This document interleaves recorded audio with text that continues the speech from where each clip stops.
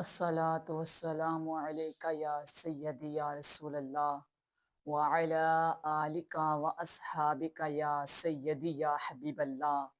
الصلاۃ والسلام علیک یا سیدی یا نبی اللہ وعلی آلک و اصحابک یا رحمت للعالمین۔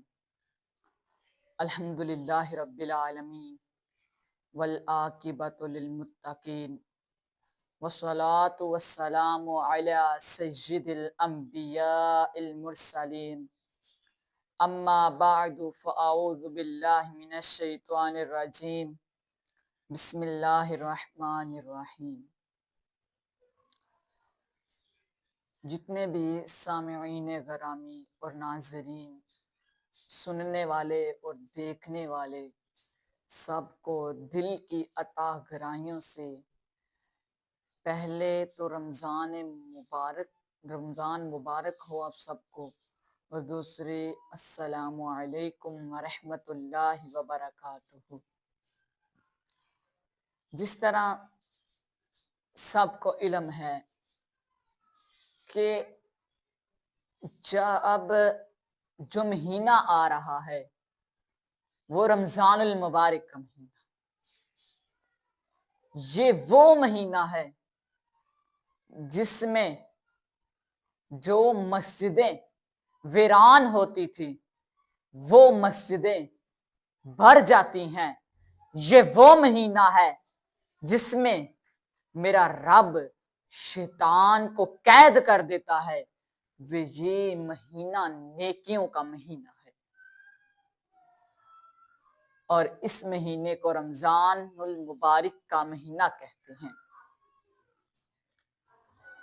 دیکھیں، لوگ کہتے ہیں کہ اگر شیطان قید ہو جاتا ہے، اگر شیطان کو اللہ تعالیٰ قید کر لیتا ہے تو پھر ہم گناہ کیسے کرتے ہیں؟ ہم گناہ ایسے کرتے ہیں کیونکہ ہمارے اندر ایک نفس ہے، اور شیطان پورے 11 مہینوں میں ہمارے نفس کو اتنا گندا کر جاتا ہے، اتنا گندا کر جاتا ہے کہ میرا رب شیطان کو قید بھی کر دیتا ہے، لیکن ہمارا نفس نہیں رکتا گناہ سے۔ ہمیں چاہیے اپنے نفس کو گناہوں سے بچائے، اور کیونکہ رمضان المبارک کا مہینہ آ رہا ہے، اس کے متعلق ایک حدیث مبارکہ آپ کو سناتا چلتا ہوں۔ حدیث مبارکہ یوں ہے، حضرت ابن عباس رضی اللہ تعالی عنہ سے حدیث روایت ہے، اور یہ حدیث مشکات شریف میں موجود ہے، اور اس حدیث کا نمبر 4873 نمبر حدیث مبارکہ ہے۔ ابن عباس رضی اللہ تعالیٰ عنہ فرماتے ہیں کہ دو آدمی ظہر یا عصر کی نماز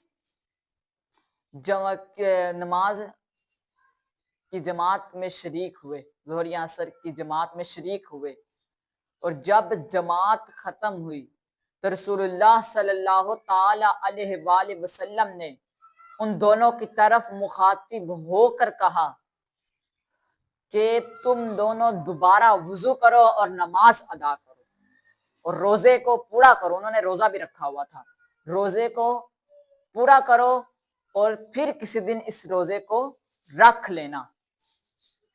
پھر انہوں نے عرض کی، یا رسول اللہ صلی اللہ تعالی علیہ وآلہ وسلم، ہم نے ایسا کیا کیا ہے کہ ہم دوبارہ وضو کر کر نماز ادا کریں اور یہ روزہ جو رکھا ہے پورا کر کے پھر دوبارہ رکھیں؟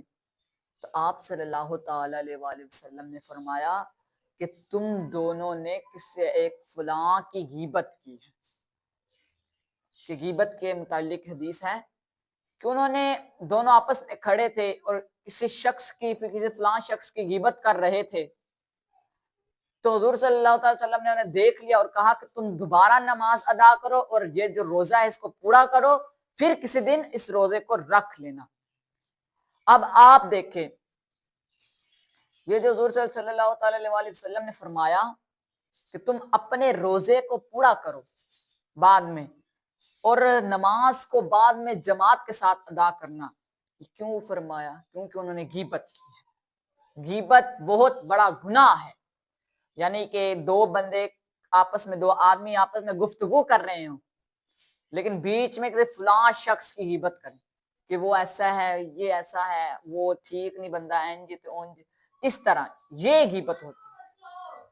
اور جو لوگ غیبت کرتے ہیں وہ کل قیامت کے دن اپنے بھائی کا کچا گوشت کھائیں گے، اور یہ سزا ہے غیبت کی۔ دیکھیں اب اگر رمضان کا مہینہ آ رہا ہے تو رمضان المبارک کے مہینے میں ہمیں گناہوں سے بچنا چاہیے، اور یہ جو غیبت، چغلی خوری، ایسی چیزوں سے بچنا چاہیے، اور بھی جتنے بھی گناہ ہیں ہمیں ان سے بچنا چاہیے، کیونکہ یہ جو رمضان المبارک کا مہینہ ہے یہ بہت ہی برکتوں والا مہینہ ہے۔ اس مہینے میں نیکیاں ڈبل ہو جاتی، اس مہینے کی بڑی ہی برکتیں ہیں۔ جس طرح آج میں نے آپ کو رمضان المبارک کو شروع ہونے میں پہلا روزہ میرے خیال سے جمعرات کو بنے گا، اگر اللہ تعالیٰ نے چاہا تو انشاءاللہ پہلا روزہ جمعرات کو بنے گا، تو انشاءاللہ پہلے روزے سے لے کر 30ویں روزے تک، یعنی کہ 30 روزے اگر اللہ تعالیٰ نے ہمیں نصیب کیے، تب تک انشاءاللہ میں آپ کو درس دیتا رہوں گا۔ آپ میرے ساتھ اسی طرح ہی آپ میرے ساتھ رہیں، اور جو میں نے آپ کو حدیث مبارکہ سنائی ہے اسے آگے شیئر کریں، تاکہ جو غیبت والے گناہ میں مبتلا ہے وہ اس گناہ کو چھوڑ دے اور اپنے دین اسلام کی طرف واپس آ جائے۔ اللہ تعالیٰ سے دعا ہے ہمیں اس حدیث پر عمل کر کے آگے پہنچانے کی توفیق عطا فرمائے۔ وآخر دعوانا جیسی ہوائیں عشق چلی ختم ہوئی نفرت دل کی، بانٹ رہے